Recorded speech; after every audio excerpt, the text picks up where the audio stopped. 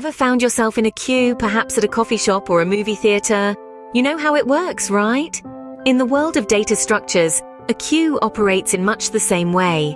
It's a linear data structure characterized by its first in, first out or FIFO behavior. Imagine a line of people waiting to order a coffee. The first person to join the queue is the first one to be served their steamy brew. This is the basic principle of a queue in programming. Elements, or in our analogy, people, are added at the rear of the queue and removed from the front. Now let's put that in programming terms. When we add an element, we refer to it as Enqueue. This is like a new customer joining the line for coffee. The element is added to the rear of the queue, often called the tail. On the other hand, when we remove an element, we call it Dequeue. This is like the barista calling the next customer. The element is removed from the front of the queue, also known as the head. There are other operations we can perform on a queue as well. We can peek at the front of the queue, checking out who's next to be served without actually calling them up. In programming, we refer to this as the front operation. Additionally, we can check if the queue is empty, or in other words, if there are no more customers waiting. We can also count the number of elements in the queue, similar to counting the number of people in our coffee shop line. Queues can be implemented using various data structures, with arrays and linked lists being common choices. They are a simple yet powerful tool used in various domains of computer science and programming due to their FIFO behavior and efficient operations. Just like in a coffee shop queue, the first person to join is the first one to be served. That's the basic principle of a queue in the world of programming. Now let's dive deeper into the basic operations of a queue. Imagine a queue as a line of people waiting for their turn. The first person to join the line is the first one to be served, and new arrivals join at the end. This principle is known as first in, first out, or FIFO for short. This is the essence of a queue in computer science. The first operation we'll discuss is Enqueue. Enqueue is like a new person joining the line. In a queue, we add a new element at the rear, or the tail of the queue. This operation ensures that our queue grows as new elements are added. Next up is Dequeue. Dequeue is the opposite of Enqueue. It's like serving the first person in line. In a queue, we remove the element at the front, also known as the head.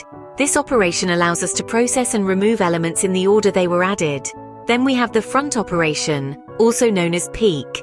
This operation allows us to sneak a peek at the front of the line without serving anyone. In a queue, we retrieve the element at the front without removing it. This operation is useful when we need to check the next element to be processed. The isEmpty operation is our way of checking if the line is empty. In a queue, this operation returns true if there are no elements in the queue, and false otherwise. This operation helps us avoid errors that can occur when we try to dequeue an empty queue. Lastly, we have the size operation. The size operation tells us how long the line is.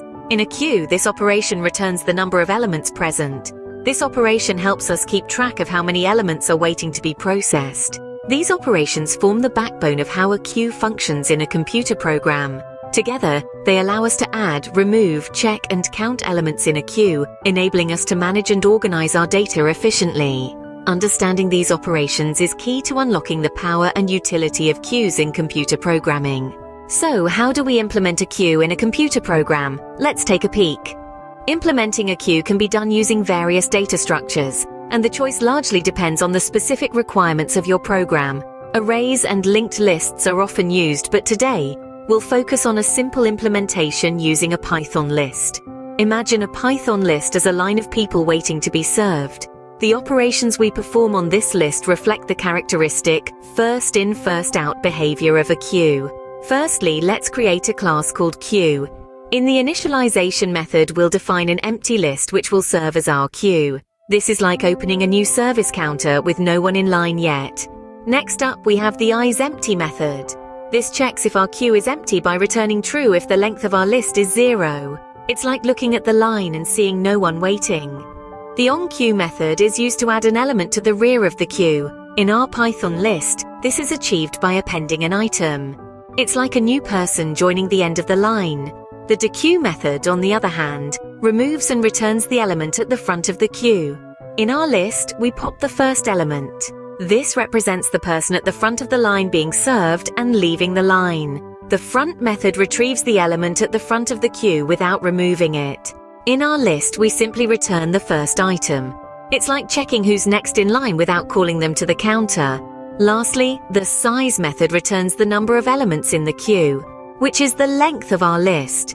It's like counting the number of people waiting in line. And there we have it, a basic implementation of a queue using a Python list. It's a simple yet powerful data structure that allows us to manage and organize data in a way that reflects real-world scenarios. And that's a basic implementation of a queue using a Python list. Wondering where queue finds its applications in real-world programming? Let's explore. The queue data structure is not just a theoretical concept to be left behind in computer science textbooks. It's a practical tool that's used extensively in a wide range of applications. One of the most common uses of a queue is in graph traversal algorithms, specifically the breadth-first search, or BFS for short. BFS explores nodes level by level, and a queue is perfect for keeping track of the nodes to be explored next. As we visit a node, we enqueue its neighbors, and as we finish exploring a node, we dequeue it. This way, we ensure that we explore the graph in a breadth-first manner. In addition to BFS, queues are also used for synchronization in concurrent programming.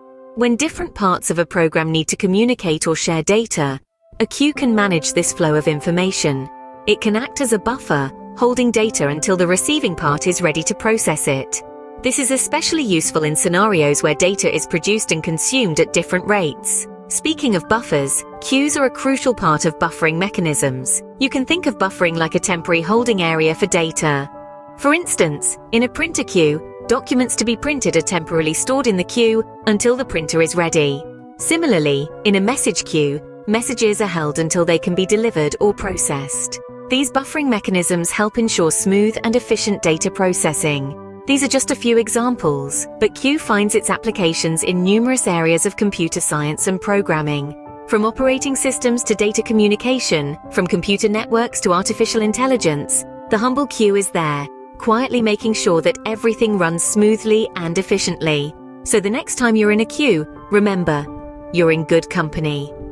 Let's take a moment to summarize what we've learned about queue. We've delved into the concept of queue, a linear data structure that operates on a first-in, first-out principle.